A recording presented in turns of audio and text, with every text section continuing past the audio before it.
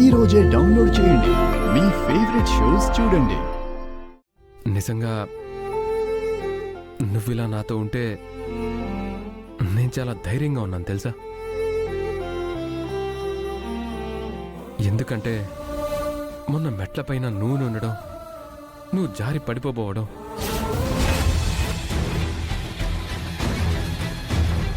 అలాగే నిన్న మనం వచ్చేటప్పుడు ఆ వ్యాన్ మనల్ని ఢీ కొట్టబోవడం,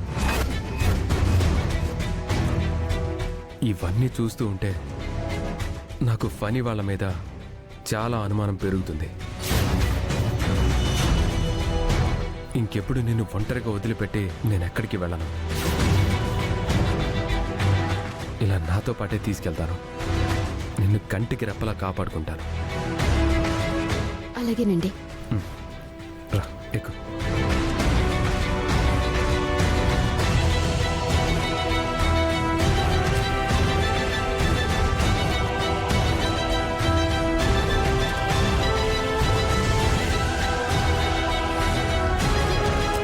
అంటే పని మీద ఆనంద్కి డౌట్ వచ్చిందన్నమాట. అంటే చెల్లి మీద కూడా వాళ్ళు పగ తీర్చుకుంటున్నారా?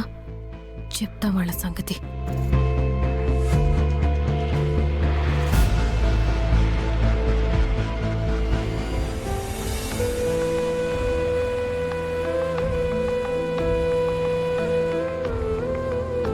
సుందరి, నువ్వు హ్యాపీనే కదా?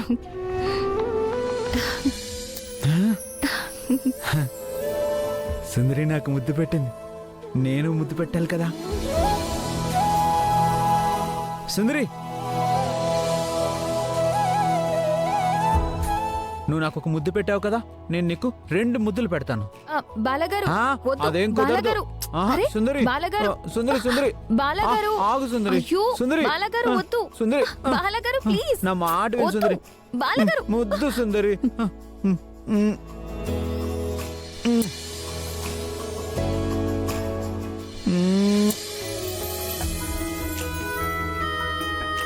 నువ్వు నాకు ఒక గిఫ్ట్ ఇచ్చావు, నేను 2 గిఫ్ట్లు ఇచ్చాను. చెల్లుకి చెల్లు.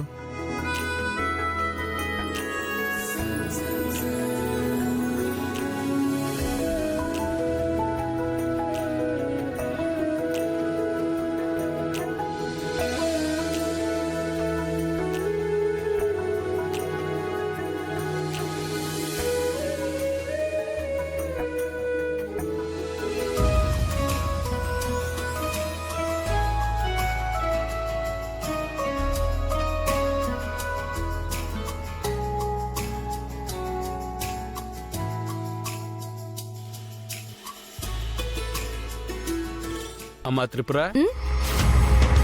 ఇలా రా అమ్మా. వస్తున్నానండి. ఏంటండి? నీకో విషయం చెప్పాలి. ఈరోజు పని ఎక్కువ ఉందా? పర్వాలేదండి, ఎంత పనున్నా చేసే వెళ్తాను. పని గురించి కాదమ్మా.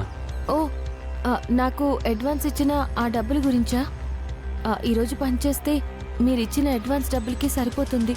అది కాదమ్మా, ఈ రోజు నుంచి నువ్వు పనికి రావాల్సిన అవసరం లేదు. అదేంటండి, నేను పని బాగానే చేస్తున్నాను కదా. కారణాలు నేను చెప్పలేనమ్మా, నేను ఇక్కడ పని ఇవ్వలేను, దయచేసి వెళ్ళమ్మా. నాకు ఈ ఊళ్ళో పని దొరికింది, ఇప్పుడిప్పుడే అంతా కుదురుకుంటుంది అనుకునే సమయంలో మీరిప్పుడు పనిలోంచి తీసేస్తే నేను నా భర్త పస్తులుండాలి. అవన్నీ తెలియదమ్మా, వెళ్ళిపో. అది కాదండి, నేను వెళ్ళవమ్మా.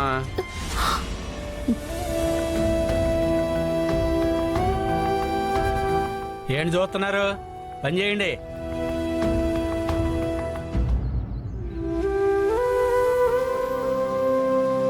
అత్తయ్య, కాఫీ.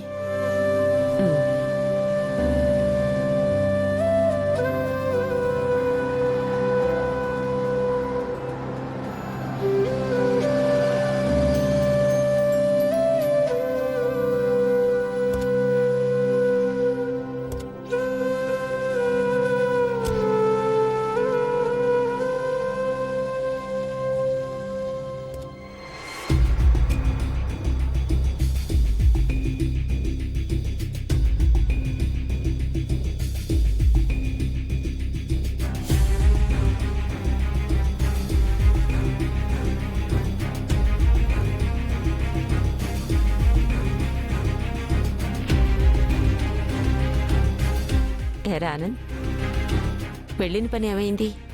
సైట్ చూసారా? చూశాను బామ్మ. అక్కడే మన న్యూ ప్రాజెక్ట్ స్టార్ట్ చేయబోతున్నాం. అది చాలా మంచి టూరిజం స్పాట్. ఆ ప్రాజెక్ట్ కూడా ఫైనలైజ్ చేశాను. ఓహో, అంతా సెట్ చేసుకుని వచ్చినట్టున్నావు. హ, అవును పిన్ని, అదే కదా చెప్తున్నాను. ఒరే ఆనంద్, నువ్వు కోపండంటే నేను ఒక మాట చెప్తాను, వింటావా? ఇన్నాళ్ళు ఫణి కూడా నీతో పాటు ఎంతో కష్టపడ్డాడు. ప్రతి ప్రాజెక్ట్లో ఫణి కూడా ఇన్వాల్వ్ అవుతాడు. ఇద్దరు కలిసి వర్క్ చేసుకోండి. అదంతా తర్వాత ఆలోచిద్దాం బామ్మ. ఇప్పుడు ఆ విషయాలు ఏం మాట్లాడదు.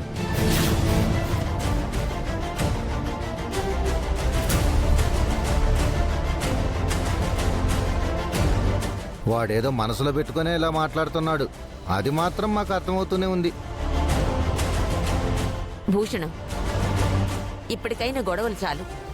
లేనిపోని గొడవలకు తెర తీయకు. ఈ విషయం ఇక్కడితో వదిలే. నేను మెల్లగా వాడితో మాట్లాడతాను. ఆగమ్మా. ఏంటది?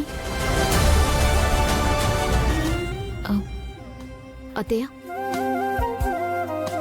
ఈ చీర నేను కడుపుతో ఉన్నానని ఒక పెద్ద ఆవిడ నాకిచ్చింది.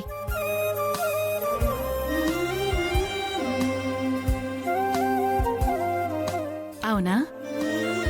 పోనీలేమ్మా, ఆవిడ చల్లని దీవెనలతో పండంటి బిడ్డని కంటే అంతే చాలు.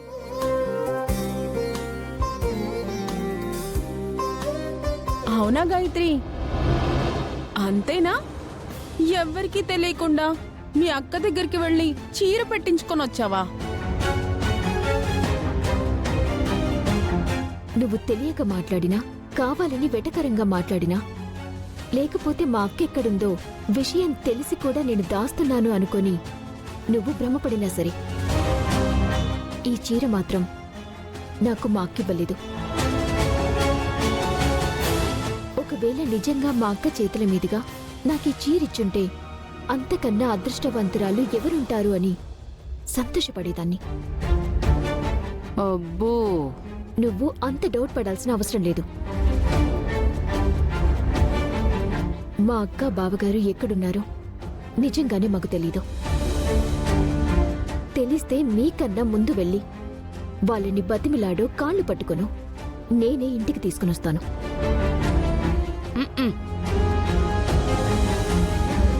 పోనీ ఇది మా అక్క ఇచ్చిందనుకో,